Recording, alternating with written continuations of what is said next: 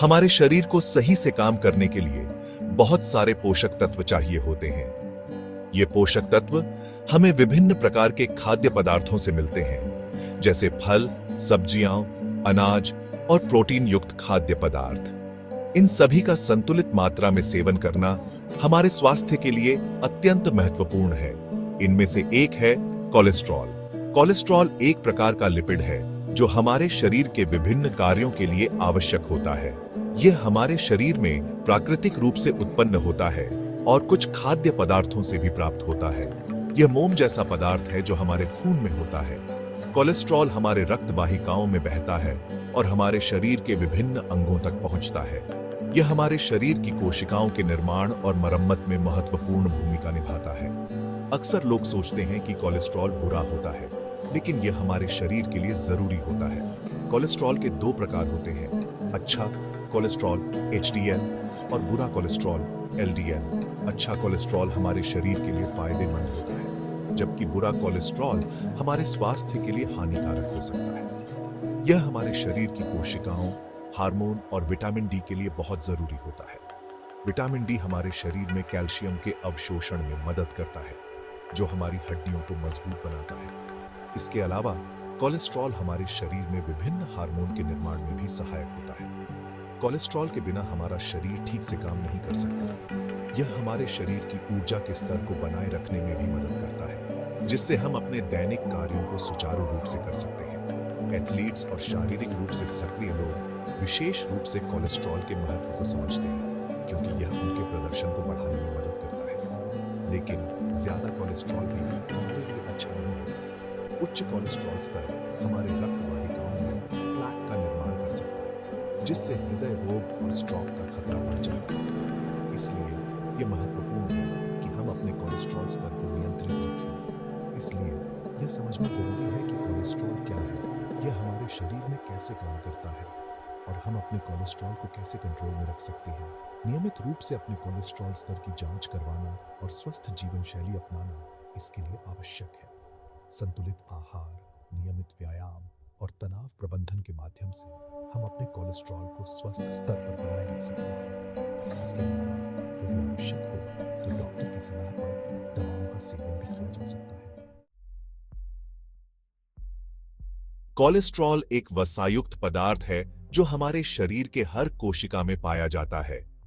हमारा liver cholesterol बनाता है और हमें अपने खाने से भी कोलेस्ट्रॉल मिलता है। कोलेस्ट्रॉल पानी में नहीं घुलता, इसलिए यह हमारे खून में अकेले नहीं घूम सकता। इसे एक खास तरह के प्रोटीन की जरूरत होती है, जिसे लिपोप्रोटीन कहा जाता है। लिपोप्रोटीन कोलेस्ट्रॉल को हमारे पूरे शरीर में ले जाते हैं।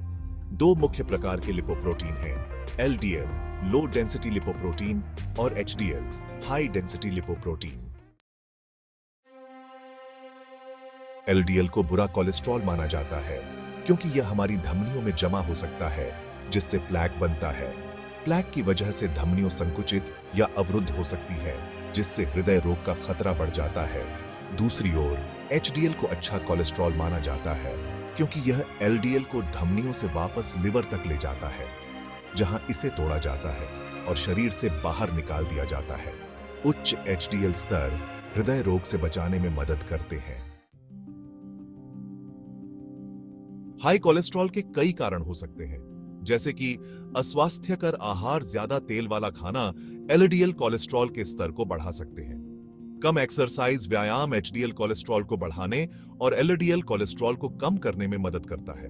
धूम्रपान HDL कोलेस्ट्रॉल को कम करता है और LDL कोलेस्ट्रॉल को ऑक्सीकरण करने का कारण बनता है, जिससे यह धमनियों को नुकसान पहुंचा सकता है। आनुवंशिकी, कुछ लोगों को खानदान से ही उच्च कोलेस्ट्रॉल होने का खतरा होता है। इन सब के अलावा मोटापा, मधुमेह और थायराइड जैसी कुछ बीमारियां भी उच्च कोलेस्ट्रॉल के स्तर बढ़ा सकती हैं। हाई कोलेस्ट्रॉल से कई खतरनाक बीमारियां हो सकती हैं, जैसे कि एथेरोस्क्लेरोसिस। इसमें हमारी धमनियां सख्त और संकरी हो जाती हैं, जो ज्यादातर उच्च कोलेस्ट्रॉल के कारण होता है। एथेरोस्क्लेरोसिस एक ऐसी स्थिति है जिसमें धमनियों की दीवारों में प्लेक जमा हो जाता है, जिससे रक्त प्रवाह में बाधा उत्पन्न होती है। यह प्लेक वसा, कोलेस्ट्रॉल, कैल्शियम और अन्य पदार्थों से बना होता है, जो रक्त में पाया जाता है। समय के साथ यह प्लेग धमनियों को संकीर्ण कर देता है, जिससे रक्त प्रवाह में रुकावट आती है और ऑक्सीजन युक्त रक्त अंगों और ऊतकों तक नहीं पहुंच पाता। दिल का दौरा। जब दिल में खून का आना बंद हो जाता है तो दिल का दौरा पड़ता है, जो अक्सर एथेरोस्क्लेरोसिस के कारण होता है। दिल का दौरा तब होता है जब हृदय की मांसपेशियों को पर्याप्त ऑक्सीजन नहीं मिल पाती। यह स्थिति तब उत्पन्न होती है जब कोरोनरी धमनियों में प्लेग फट जाता है और रक्त का थक्का बन जाता है, जिससे रक्त प्रवाह अवरुद्ध हो जाता है। इसके परिणाम स्वरूप हृदय की मांसपेशियों को नुकसान पहुंचता है और अगर समय पर इलाज न हो तो यह जानलेवा हो सकता है। स्ट्रोक। जब दिमाग में खून का आना बंद हो जाता है तो स्ट्रोक आता है, जो एथेरोस्क्लेरोसिस या रक्त के थक्के के कारण हो सकता है। स्ट्रोक तब होता है जब मस्तिष्क के किसी हिस्से में रक्त प्रवाह रुक जाता है, जिससे मस्तिष्क की कोशिकाएं मरने लगती हैं। यह स्थिति मस्तिष्क में रक्त वाहिकाओं के फटने या अवरुद्ध होने के कारण उत्पन्न होती है।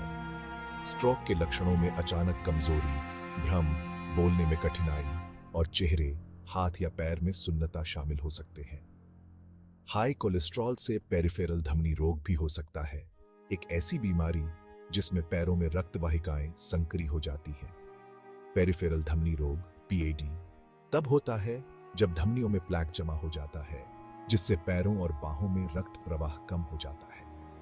इसके लक्षणों में चलने के दौरान पैरों में दर्द, ऐंठन, सुन्नता और कमजोरी शामिल हो सकते हैं।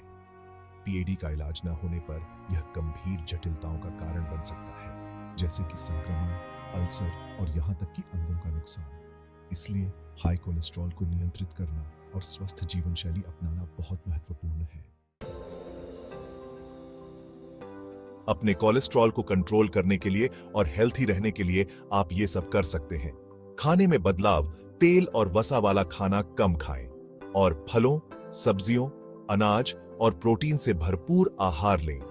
अपने आहार में अधिक फाइबर शामिल करें, जैसे कि ओट्स, बीन्स और साबुत अनाज। ये आपके कोलेस्ट्रॉल के स्तर को कम करने में मदद कर सकते हैं। इसके अलावा ट्रांस फैट्स से बचें, जो अक्सर प्रोसेस्ड फूड्स में पाए जाते हैं। स्वस्थ वसा, जैसे कि एवोकाडो, नट्स और ऑलिव ऑयल का सेवन बढ़ाएं। रेगुलर एक्सरसाइज, हफ्ते में ज्यादातर दिन कम से कम आधे घंटे तक एक्सरसाइज करें। एरोबिक एक्सरसाइज, जैसे कि तेज चलना, दौड़ना या तैराकी, आपके कोलेस्ट्रॉल के स्तर को सुधारने में विशेष रूप से प्रभावी हो सकते हैं। इसके अलावा स्ट्रेंथ ट्रेनिंग भी महत्वपूर्ण है, क्योंकि यह आपके मेटाबॉलिज्म को बढ़ावा देती है और हृदय स्वास्थ्य को सुधारती है। धूम्रपान छोड़ें। धूम्रपान छोड़ने से आपके एचडीएल कोलेस्ट्रॉल के स्तर में सुधार होता है और हृदय रोग का खतरा कम होता है। धूम्रपान छोड़ने के बाद आपके रक्तचाप और हृदय गति में भी सुधार हो सकता है और आपके फेफड़े बेहतर तरीके से काम कर सकते हैं। यह आपके जीवन की गुणवत्ता को भी बढ़ा सकता है। शराब कम पिए। अगर आप शराब पीते हैं तो इसे कम मात्रा में पिए। महिलाओं के लिए एक दिन में 1 ड्रिंक और पुरुषों के लिए 2 ड्रिंक से अधिक न पिए।